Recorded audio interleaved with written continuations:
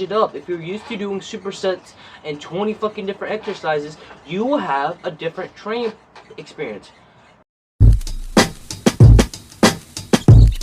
This is episode 8 of the podcast. My name is Drake, or NoBSNutrition. If you want free nutrition coaching, go down in the description below and you can contact me on my email. Pretty much these podcasts, I'm going to explain it, is I talk about 2 subjects or 3 to 2 subjects, or maybe 1, and I go into more detail. I will put like the name of the subject or name right on the top of my head or somewhere, and I'll put the definitions on the top right or left side. My name is Drake, and this is my podcast. So let's get into it. So, new training stimulus. What is the definition? So I'll put the definition right here. I'm going to talk about what my definition is.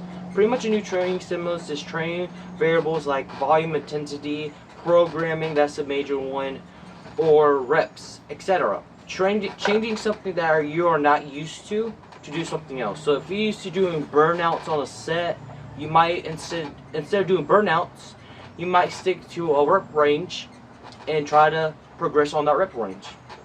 Same thing with time. If you're used to doing 2 minutes every time you work out, you probably bump it in 3 minutes, so you have the intensity higher. Different ways to change it is a new training stimulus. So what do I mean? We just talked about, I'm gonna go in more depth. What do I mean? Changing frequency, that's number 1. Intensity and volume. I just put the definitions right there.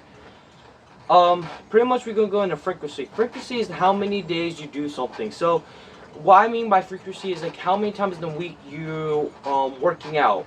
So let's say you work out 4 times a day, but you change it into three times a week. I mean, you change it to 3 times a week versus 4 times a week. Or you might do 5 times a week, but you hit every body part 2 times a week.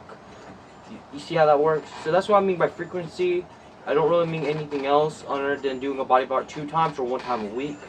Intensity, I mean by putting more weight on the bar. That could be referred as powerlifting in a sense, even though you shouldn't refer it as that. That's just intensity. So how hard is each set specifically? So if you have a set of 8 that's very hard, like it's a real set of 8 with good form, then that's like a RPE, if you want to use RPE, or how hard it is, like 9 or 10.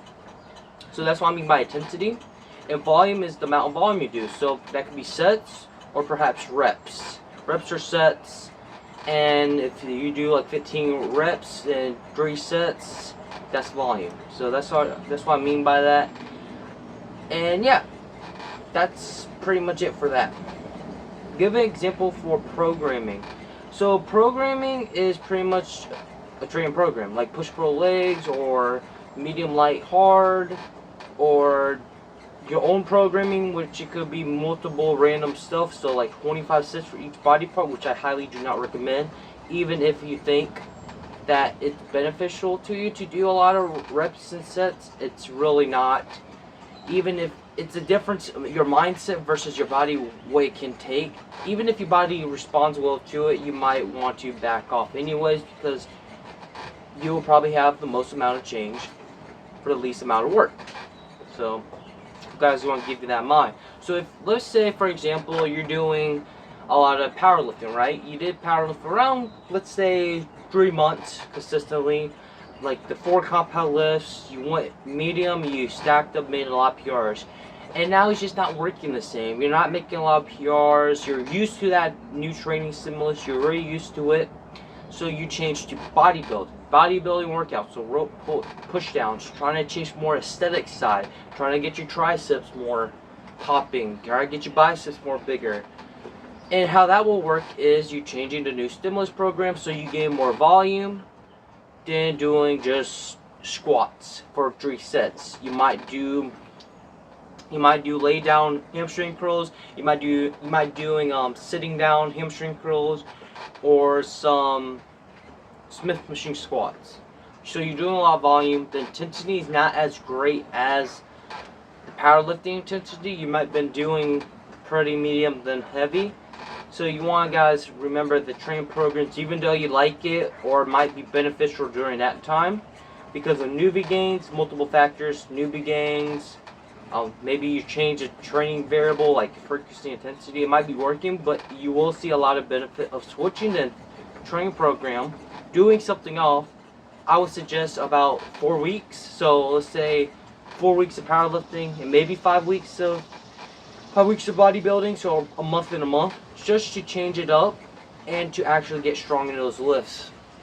The whole point to get strong is to change the variable of your body. So you're not trying to let your body get used to a training stimulus. But I won't suggest trying to get stronger, especially if you're not a newbie, but let's say you're more advanced. It won't work if you keep changing variables. So if you do 3 weeks of powerlifting and 3 weeks of bodybuilding, the stimulus is really not high enough to bodybuilding or powerlifting, and we can call that power building. But I highly suggest just to do 1 and 1. If you like both, you could possibly do both, but try to give at least 4 weeks to each, just to have enough training stimulus, you know. But that's my example of it. You really want your body to really get strong in one, so you can get also strong in the other. It will translate most of the time, of course.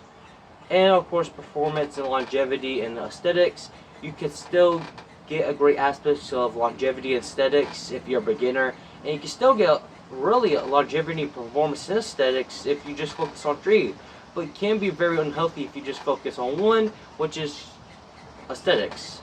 Focus on 1, you probably sacrifice maybe longevity. If you focus on performance, you might sacrifice more aesthetics. So it just depends what you do. But if you focus on 3, not like a hybrid, but just focus on, you know, changing the variables, changing up here and there, you know, you might be multitasking each variable so you can have a good performance and good growth overall. And it's not bad to take a season of your life to focus on one thing. I did the same thing with powerlifting. I just focused on trying to get stronger for 3 months, right? So you just have to try to make a programming adjustments and really try to change it up just to see what you can do. Because in the end of the day, if you're trying to get strong, like you don't really care about playing a sport or anything, then that's how you will do it. And don't get me wrong, you're not going to lose too much performance, but you could possibly lose too much performance if you don't change it up, or you're too stiff. That could be another cause of that. So I just want you guys to remember. I want you guys to remember that. So different types. This goes to different types of new training stimulus, what you could do. But I just talked about frequency, intensity, and volume. But I'm going to go in more detail on those. So different ways. For example, I would say give me a second. Yeah, intensity, the tempo. So the tempo, which I mean by how much time you're going down and how much time you're going up. So the decentric and the eccentric. How much time you're going down, how much time you're going up, etc. That's what I mean by tempo. Reps, number of reps. So you can go higher reps for less weight. So 15 reps for a 200 pound squats or something like that. More reps, less reps is typically harder, and typically you need more rest time if you're doing less reps. More sets, that's another way to do it. So you could probably do a set of 8, 3 sets of 8, hard 3 sets of 8, but you want to add a new one, another set to make it harder. So you just do another set, and you might not get 8, you might get 7. So you probably need more rest, but you increasing the difficulty by adding another set to that workout. So keep that in mind. And also change the programs. We just talked about it. I'm not going to talk about that. And I think, oh yeah, rest time. So rest periods. Rest periods is very important. Not a lot of people understand. If you want to get stronger, you have to have rest periods. If you want to feel the burn in the pump, that's always not an indicator that you are getting stronger. Just because something is working doesn't mean it's most optimal. That's what science will come about.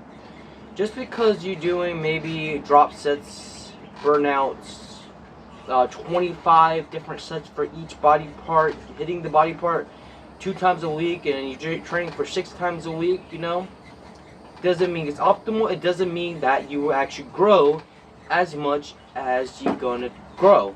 So if you get a person that's doing his or hers training program, and it's like a lot of volume, a lot of load, etc., and they're growing, I highly suggest they might be growing way more if they do less volume, more rest, maybe a little bit more intensity, less days in the gym, because they're giving their body a break. Just because you mentally can handle it and your body receives it okay, doesn't mean it's optimal. If you're trying to get strong, you have to probably change up your training program.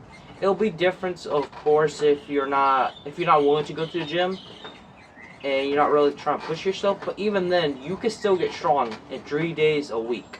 It is possible. 3 days a week, you still can get strong. And I'm not calling anyone out. I used to be the same type of person. I used to do drop sets, supersets.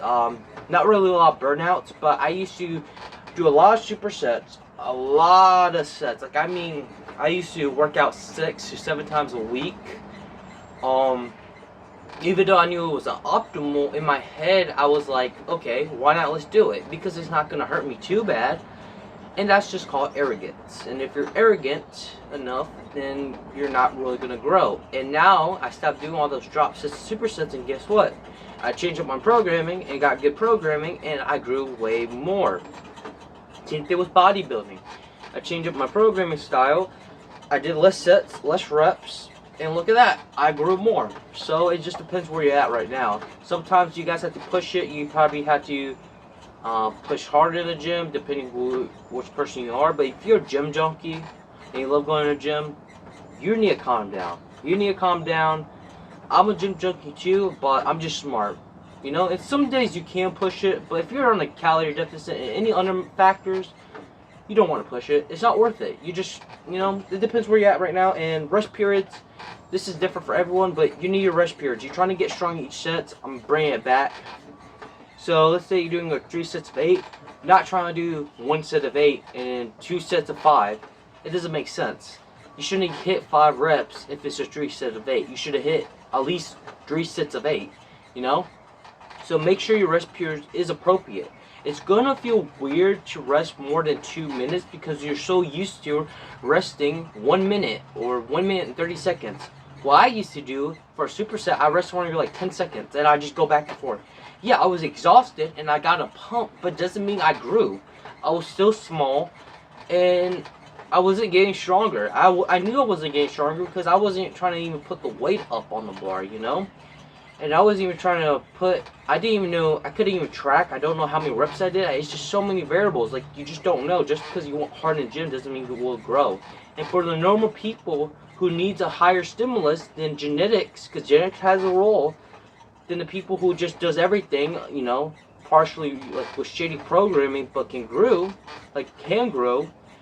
they need a better training program. Normal people, 99% of us that has pretty normal genetics, and especially if you're not a kid, I'm not talking about if you're a kid, I'm talking about if you're above 25, you definitely need a good training program. For the genetic, I'm not saying genetics has a role of your work ethic, but it does have a role how strong you can be with the highest to lowest stimulus. The recovery aspect is so many factors. So I'm not saying the person who's trained who has good genetics, they're just, you know, their work ethic is shitty. Their work ethic is amazing, and I commend them. But genetics do have a part, and we're not gonna think genetics do not have a part in this role, because they do. They honestly do. So I want you guys just to remember that rest periods is important. Training programs, variables. You have to think of everything. It's not just going to the gym and, you know, busting like just, you know, working out. Like, at first it is, but if you want to get stronger and hit a weight goal, like a weight, or get a rep percentage or anything like that, you have to program. Just spinning your wheels and taking an extra 2 weeks of spinning your wheels than hitting it in probably 1 week will change over time. You save a lot of time in the gym. A lot of people look the same, not strong, and probably have more injuries, and they've been in the gym for 5 years consistently. So I just want you guys to remember that. So summarization, I kind of summarized it a little, but pretty much we talked about nutrient stimulus, so frequency, intensity, and volume. We talked about changing programming variables, so like powerlifting to bodybuilding, bodybuilding to powerlifting. We also talked about give me a minute. Brain fog. We also talked about different details of training programming, so reps, sets, quality of rest periods, always rest. A lot of you are cardio junkies. I was a cardio junkie, so I understand. I used to be in the treadmill for literally 3 hours on an incline, walking on a mountain for like 3.4 speed, just walking, like just fucking inclining that shit. I literally got headaches and stuff, and it wasn't good, it wasn't pretty. And I do understand the person who's coming from, who wants that burn, who wants that pump, but you guys gotta remember, you will have a better training stimulus if you change it up. If you're used to doing supersets and 20 fucking different exercises, you will have a different training experience. Be a big boy or a big woman, or, you know, just be a grown ass person and say, hey, my training program might be good right now, but I know it can be better for me in the long term. Let me change it up and try something different. And not a lot of people are willing to do that because it takes a lot of humiliation. Humiliation? Yeah, I think I said that right. I'm going to put it right here. Humidity. It takes a lot of that. And if you don't got that, then you won't grow. Or you will grow. Depends on genetics too. But you will grow, but it'll be super slow compared to what you could do if you have a good training program. Just because you don't write it down, or maybe you do write it down, it might not be optimal. You know, even for me, it might not be optimal what I'm doing now, right? Doing 4 days of training, maybe I should do 2. But I know that I feel good with 4 days now, and I don't want to do 5 days of training. I honestly don't want to do 6 days of training. I know that won't be beneficial. Just because you can do something doesn't mean you should do it. Same thing goes in reverse. Just because you shouldn't do something doesn't mean you can't do it, you know? So it takes a lot of humidity to actually pursue something and actually try something different. And we need to be less arrogant. We need to be better over ourselves and try to go forward. So this is really it for today's episode 9 of today's podcast. My name is Drake from NoBSNutrition. I talk about topics like this. I talk about my experiences. I lost the weight. I went to 255, 144, and then 200 again. And I just talk about what I do to get, you know, big, what my opinions are, training programs, you know, etc. I do free nutrition coaching if you're interested. I'm just trying to have more experience. I'm not really trying to get paid on this. I'm just trying to have more experience. And if you guys are interested in that, just go in the description. Other than that, if you like podcasts like this, please like and subscribe. Comment below if you have any video ideas, or maybe you want to talk about a conversation that I never thought of. Go right ahead. And this is NoBSNutrition. Bye.